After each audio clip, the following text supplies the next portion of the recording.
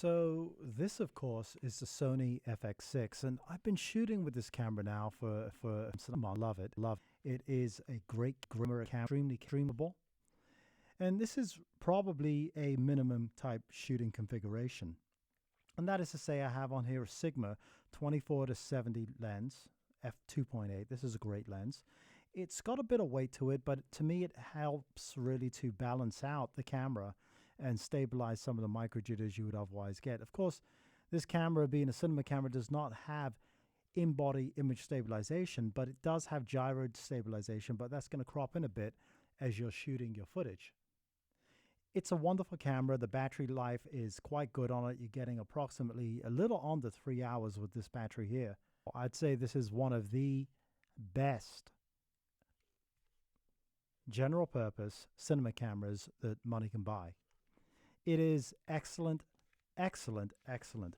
You can run this thing all day. It has a huge heat sink in here and all the ports that you would really need for most situations. So you have your SDI, you have time code, you have your multi, and you also have HDMI. So fairly robust in how it's configured.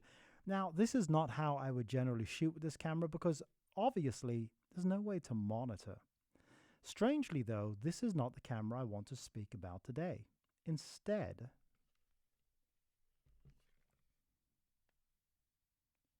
it's this one. This is the Red Komodo. And this camera, as I'm sure you know, is something of a sensation amongst indie filmmakers, YouTubers of all flavors. Everyone is speaking about the Red Komodo because, in all honesty, it offers a lot of value for the hefty price tag of some $6,000. Now, this particular Komodo is my Komodo, so it's in my small rig cage. And this is not how I would shoot with it. You do have a built-in monitor up here, but honestly, that is not going to be your go-to piece. For this camera, your go-to piece is probably going to be either an external monitor or, if you want to keep it small, your smartphone. Now, build quality-wise, I have these two out because I wanted to speak a little to the build quality of the Komodo versus the Sony. And they're both very well built. The Sony, as you know, is all magnesium alloy. The only real plastic parts on this body are these side panels, which are, of course, plastic. But the whole rest of it, everything that you'd hook a lens to, all the mounting points, they are all in the magnesium alloy. So very, very strong. This camera is built well, very well. The Komodo, of course, is unashamedly all metal construction. Even this door is a metal construction. All of the ports are metal ports. Everything is housed extremely robustly. There's no play in any of this. Any of these. They're really, really anchored well. And you can even see down in here where the ports are, I would assume, screwed into the body. So really you shouldn't have any play in any of these ports. When you put in batteries in this, they anchor in extremely confidently. The whole thing is very, very well grounded in that regard. You do have a little plastic here, but this is for, of course, the microphone. Excuse me. This, of course, is for the antenna, which has to be plastic so that the radio signals can go through it. And then, of course, a little plastic here for this button and also for these release for the batteries. These are also plastic. But other than that, the entire thing is metal construction. It's my understanding that even where these holes are for the fans, that this is a sealed area and that all the electronics, other than for the actual fans, which you may be able to see in there, are isolated. So in that regard, it's probably going to give you better dust and moisture resistance than it would otherwise give. Red doesn't say that this camera is weather sealed, so I don't want to give the impression that it is, but it is fairly well screwed together and should give you as much weather sealing as you could possibly get in this kind of dedicated cinema type camera. Experience using these two. Well, they are different kind of beast. The Sony is very much a run and gun camera in that it's going to do a lot of the lifting for you. Things like autofocus work, it's the best there is. There's no two ways about it. It doesn't get any better than the autofocus currently available that is in this system. This is the best currently available autofocus of any camera.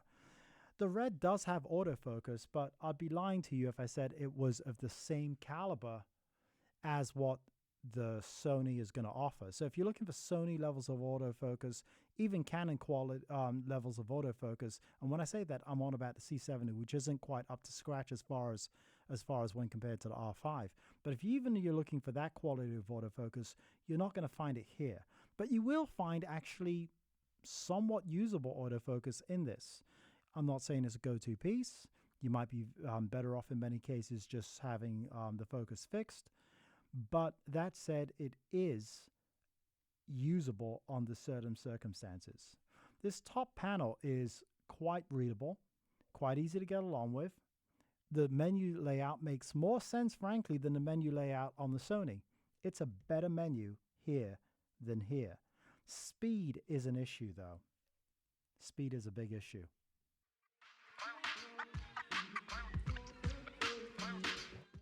So when you're working with these two cameras, something you're going to have to consider is a thing called speed, because the experience working with the Sony versus the Red is a bit different.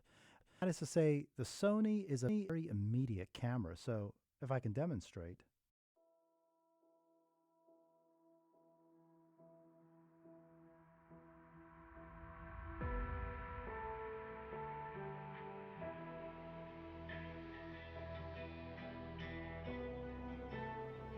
Still.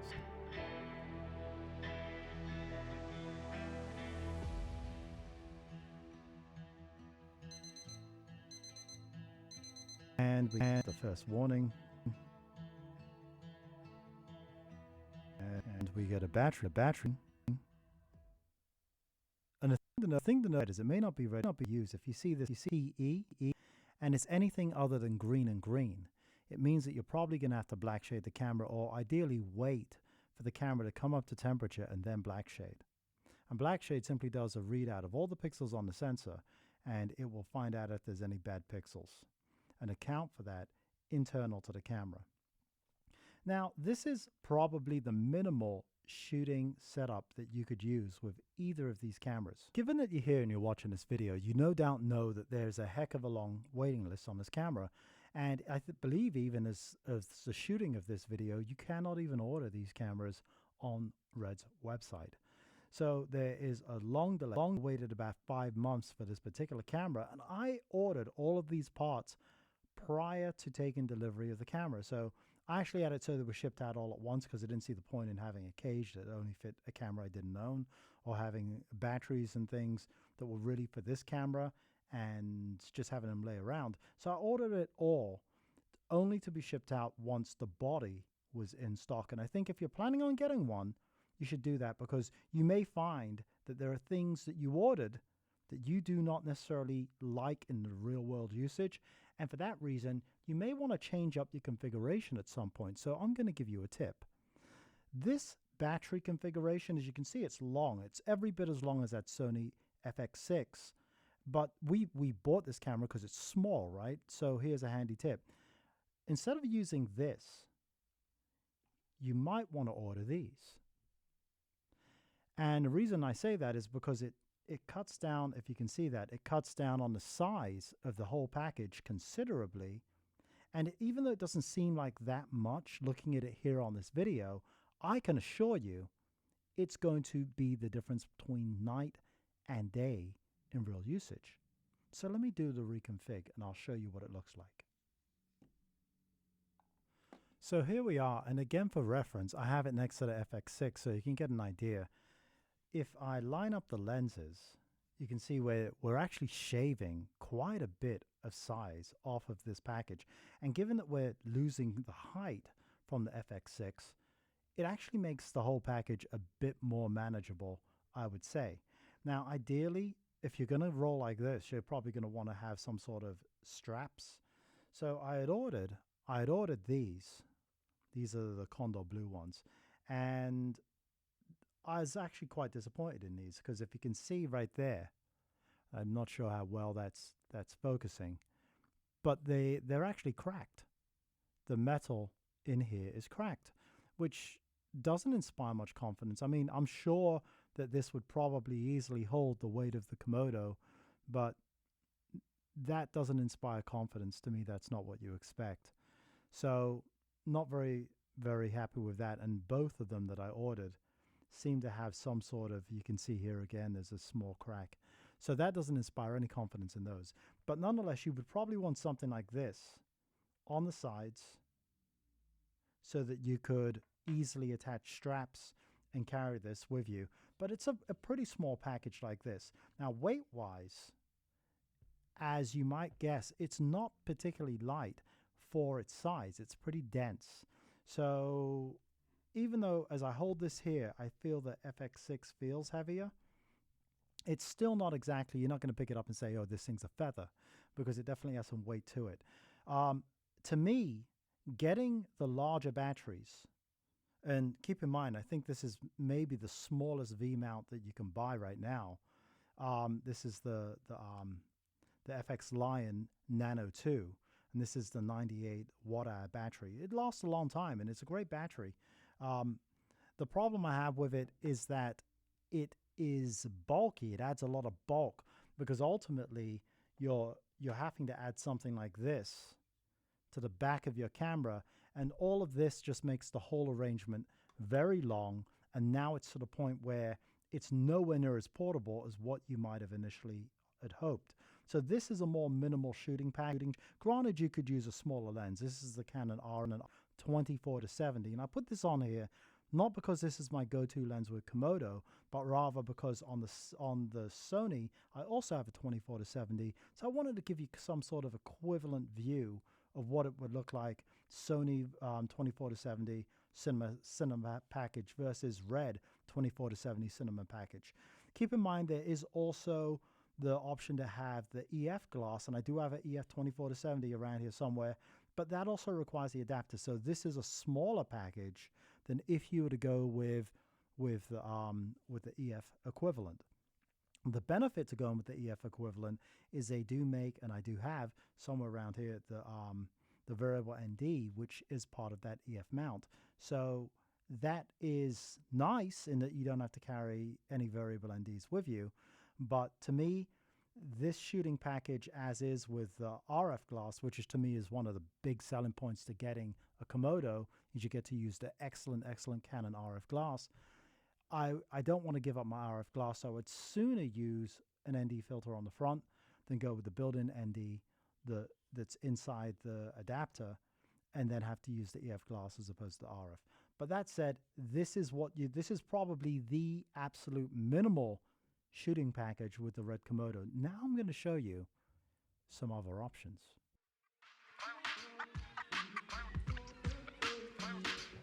So as I might have mentioned earlier, this is what I consider the minimal shooting package for the Red Komodo, and it's fairly small. You put these little strappies on the side, these something lugs, and you can hook up your strap, and you can just pretty much be out and about filming with a package this small.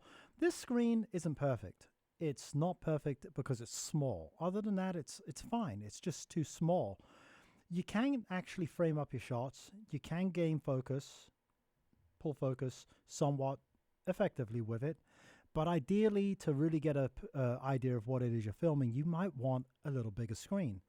So that's the only caveat I would give this, is that I would love to see that. I'd also love to see some sort of arrangement where there was like a hood. If you ever seen those the old Hasselblads, and they have this kind of hooded arrangement here, I would love to see that for this. I really think that it almost just suggests that it should have that. I would love to see that on this camera. In a lot of ways, it does remind me, because of the form factor, of one of those old school Hasselblads. And that's not a bad thing. Now, the other thing of note, and I want to point this out because it's very important, you have this antenna here, and this antenna is a Wi-Fi antenna. It allows you to connect a phone to this camera, and I'm going to show you what that looks like right now. And so you can see this is the mount. At least this is the one I opted for. This is a tilter mount. This actually came with a tilter float, but I think it's a really good quality mount. The only thing I would think I say system this isn't ideal is if I show you this. This is the adapter I'm using for the cold shoe on the small rig cage, and it doesn't actually have the little witness hole things, the little prongs that will stick through to prevent this from wiggling. Also, I'm having to use an adapter, a 3/8 inch adapter in here, which is not ideal. I think ideally I would want to have a 3/8 inch screw that would have these prongs so that it would mount perfectly in this, I guess it's an Airy style mounting thing, which has a security so it doesn't swivel from side to side. I would love to see that, one of these cold shoe adapters for that. That would make this even more ideal, but I'm sure there's workarounds, and I'm looking currently, and if anyone knows of someone that makes that for this kind of arrangement, that would be good to know. So I'm attaching the tilter smartphone adapter, and you can just pop your smartphone in here. This one is a Samsung. This is a Galaxy Note series, so a pretty large phone. I'm going to unlock that. And you can see that the app is preloaded, and the whole thing works very well. So if you wanted to go real lightweight and you just wanted to have your Red Komodo and be able to run and gun with it and not have to worry about carrying a monitor, then this is really a viable solution. And you can just widen this out just by pinch and zoom, and it will make a very large display on here. And I may real quick just show you my audio recorder, and you can see that there. So you get a really large display, and you can even move your focus point quite easily, and the autofocus is pretty usable on the Komodo. You can see I just changed focus there, and I can just change focus again. So it's a very usable autofocus, and if I double tap, I go back to the main display, and if I double tap again, I go back to this mid display, and I'm able to record, adjust ISO settings. Here I'm at ISO 400, which honestly on a Red you should always be shooting at ISO 800, but I'd have to adjust the lighting in this room to get a ideal exposure, I think. But ISO 800 is the ideal ISO because there are no real ISOs, so you want to expose for ISO 800 to maximize your dynamic range as far as in the shadows and as far as in the highlights. And if you do that, you pretty much will not clip in either. So that's a key, but because I'm doing this top-down video, clearly that is not a big focus right now. So again, as you can see here that the autofocus is pretty effective on this, and you're not going to notice a lot of hunting. I don't know if I can focus that near. Let's see if it will let me. So usable. Is it the best autofocus I've used? No, that's going to go to Sony or Canon. But is it usable? Yes, it's certainly usable. I think it's actually pretty good. So this again, this ability to just take your phone, the phone you have on you, in this case I'm using a Samsung, but you could just as well use an iPhone. And here's one better than that. You can use both of these phones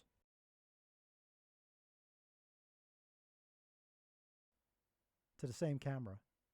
So you could potentially be on set, and a bunch of people could have their phones and everybody's seeing the same thing. And you can lock these phones so that you can see it, but you're not actually changing settings.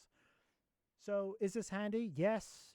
This makes it really a versatile monitoring solution. And I honestly think that, particularly when you pinch and zoom, this image I believe is rendered at a 720p resolution. I think that this image is good enough to pull focus. I think it's really good enough to get an idea of what it is you're filming. So if you want to save money and this is your solution, it's just to carry a smartphone, then yeah. And if you have multiple smartphones like I do, then it probably makes a lot of sense. Now, how does this compare to an actual monitor? Well, I'm going to show you. So hang on.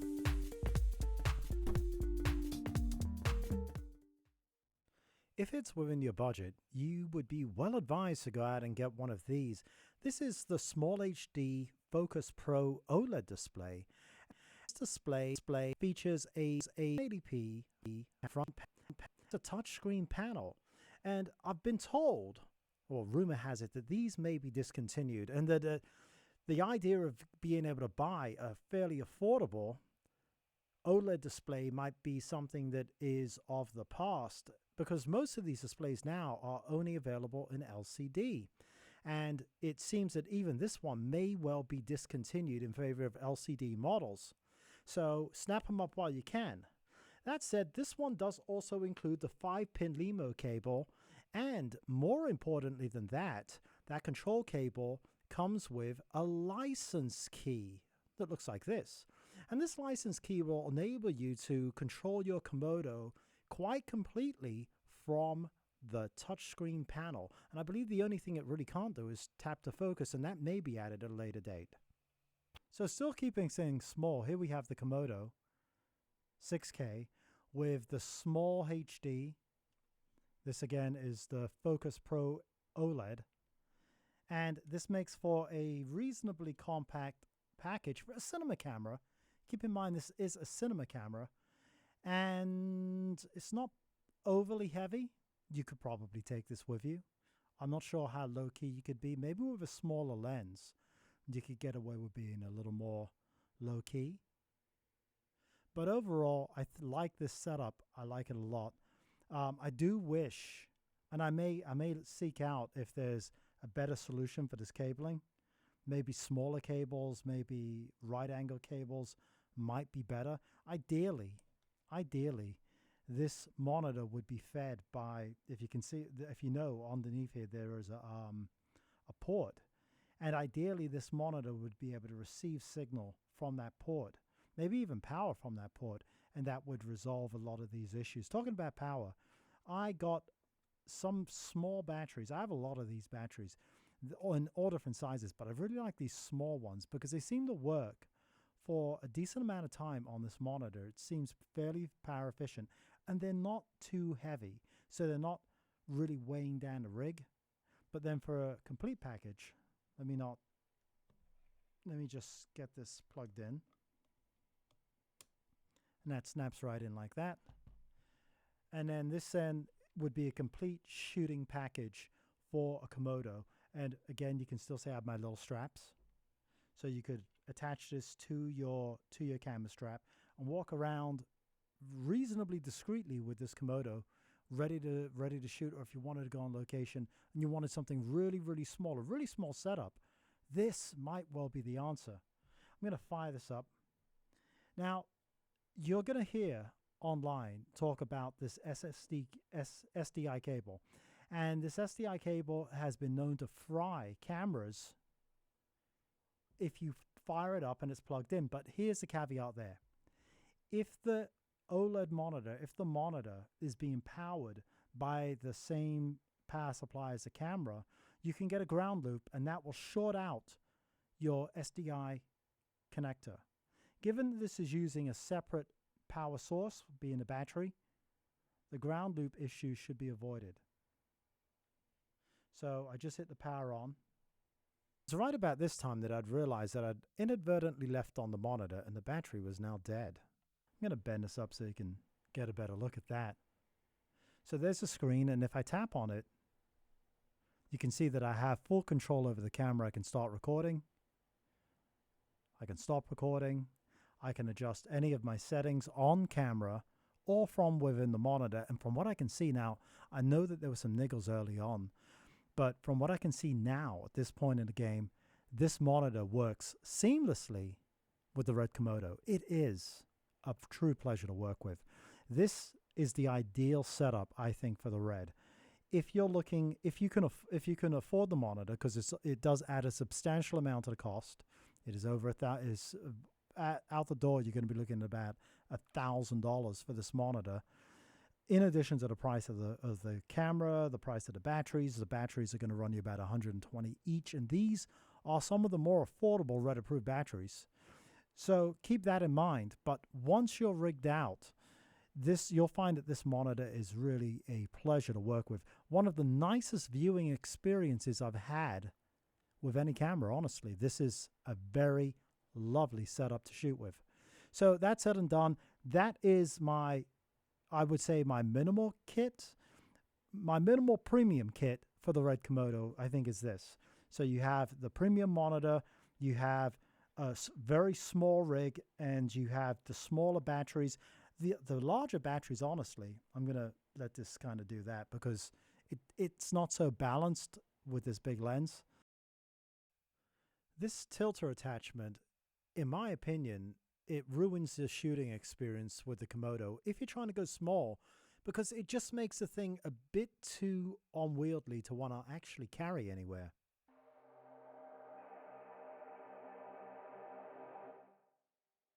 Small rig also makes a great side handle which can connect via NATO rail or via rosette.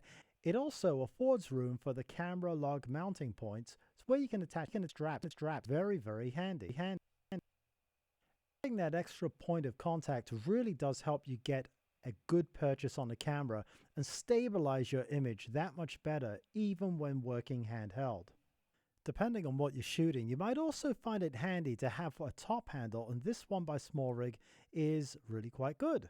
And you notice I'm buying a lot of Small Rig stuff, and it's because they offer a reasonably good quality at a reasonably good price. You see this one has a hot shoe right up front where you would want it to mount a monitor. In addition to that, it has this safety lock, which should the lug which attaches the monitor become loose, you know that your thing is not going to go crashing to the ground and cost you a lot of money.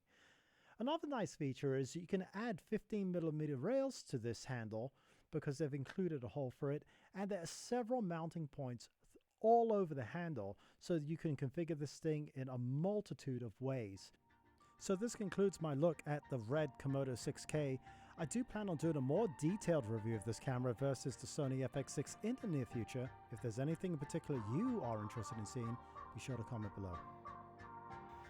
If you enjoyed this content, feel free to go ahead, like, subscribe, and hit that notification bell, and I'll catch you next time.